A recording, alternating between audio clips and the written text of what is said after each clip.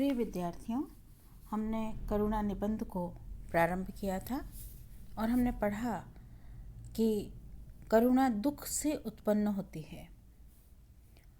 यानी करुणा के जन्म लेने के लिए दुख आवश्यक है। जब कहीं भी हमें दुख की प्राप्ति होती है तो हमारे भीतर करुणा जन्म लेती है। करुणा का उल्टा क्रोध है। जब हम किसी की ऊपर करुणा करते हैं तो हम उसके ऊपर क्रोध नहीं करते, उसकी भलाई का हम ध्यान रखते हैं। तो इस प्रकार से करुणा दीन व्यक्तियों पर या जिसे आवश्यकता है उसके ऊपर की जाती है। तो हमने यह पढ़ा था कि किस प्रकार से करुणा जो है उसका जन्म होता है और आगे हम करुणा से का प्रभाव समाज में क्या होता है इसके बारे में पढ़ेंगे। ऊपर कहा जा चुका है कि मनुष्य ज्यों ही समाज में प्रवेश करता है उसके सुख और दुख का बहुत सा अंश दूसरे की क्रिया या अवस्था पर अवलंबित हो जाता है और उसके मनोविकारों के प्रवाह तथा जीवन के विस्तार के लिए अधिक क्षेत्र हो जाता है। तो मनुष्य समाज में रहता है और समाज में हमारा बहुत सारा काम दूसरे व्यक्तियों से जुड़ा होता है।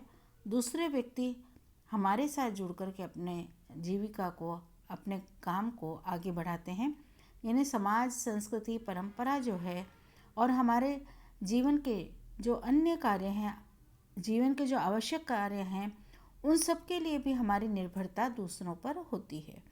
यानी समाज एक दूसरे के सहयोग से चलता है। कोई मकान बनाता है, कोई वस्त्र बनाता है, कोई अनाज उगाता है, कोई शिक्षा देता है और हम इस प्रकार आदान प्रदान से हमारा जो क्षेत्र है वह बड़ा हो जाता है और हमारे सुख और दुख जो हैं वह दूसरों पर निर्भर होते हैं। बहुत अधिक नहीं लेकिन बहुत हद तक हमारे सुख और दुख जो है वह दूसरों के ऊपर निर्भर होने लगते हैं। वह दूसरों के दुख से दुखी और दूसरों के सुख से सुखी होने लगता है। बहुत बार हम दूसरों का दुख देख करके उनसे हम दुखी भी होते हैं और दूसरों के सुख में हम प्रसन्नता का, सुख का अनुभव करते हैं।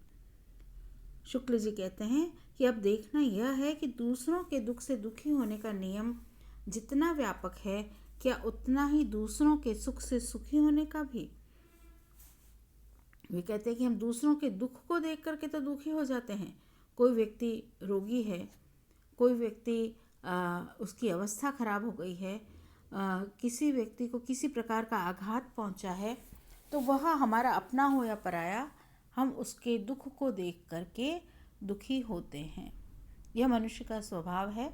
मनुष्य दूसरों की पीड़ा को देख करके दुखी होता है, लेकिन दूसरों को सुखी देखकर, यदि दूसरे के घर में कुछ अचानक से धन लाभ हो गया, अचानक से कोई वस्तु आ गई, उसने बड़ा मकान बना लिया,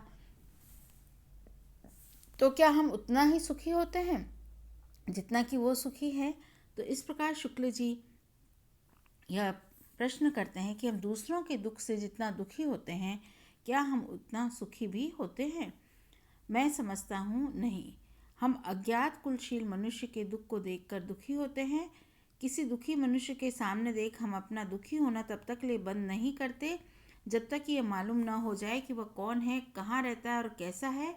यह बात और है कि यह जानकर पीड़ा पहुँच रही है कि उसका कोई भारी अपराध या अत्याचार किया है। हम दूसरे को दुखी देख करके, दीनहीन अवस्था में देख करके दुखी हो जाते हैं, लेकिन जब हमें पता चलता है कि उसने कोई पीड़ा पहुंच गई है या उसने कोई अपराध किया है, तो हमारा दुख उसके प्रति कम या ज़्यादा हो जाता है उसकी अवस्था देख करके, लेकिन हमारे मन में दुख अवश्य उत्पन्न होता है। हमारी दया दूर या कम हो जाए, ऐसे अवसर पर हमारे ध्यान के सामने वह अपराध या अत्याचार आ जाता है।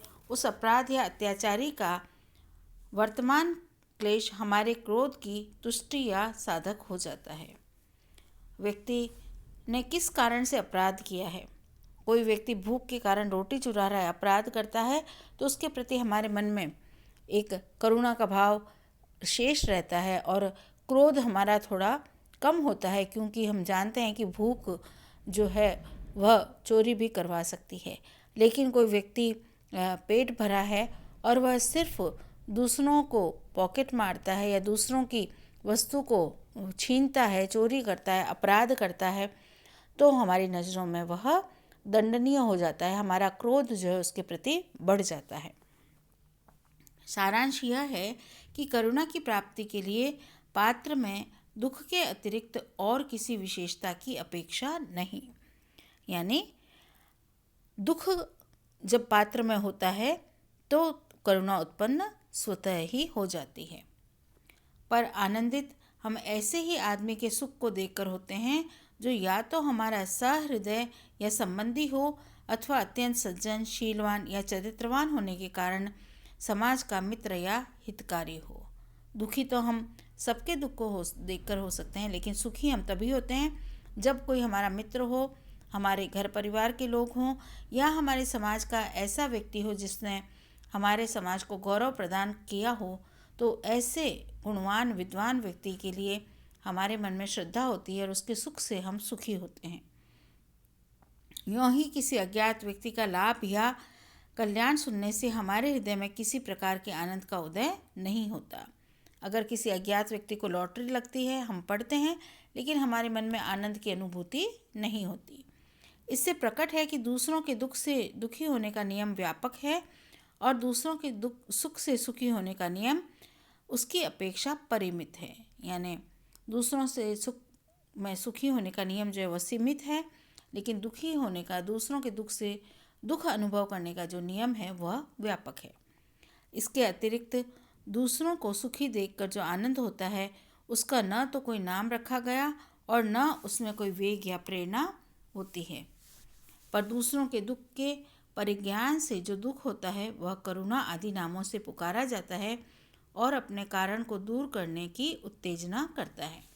तो दूसरों के सुख से सुखी होने के लिए कोई उस भाव का नामकरण नहीं किया गया है, लेकिन दूसरों के दुख से दुखी होते हैं और हम उसके दुख को दूर करने की जब चेष्टा करते हैं तो उसको हम करुणा कहते हैं।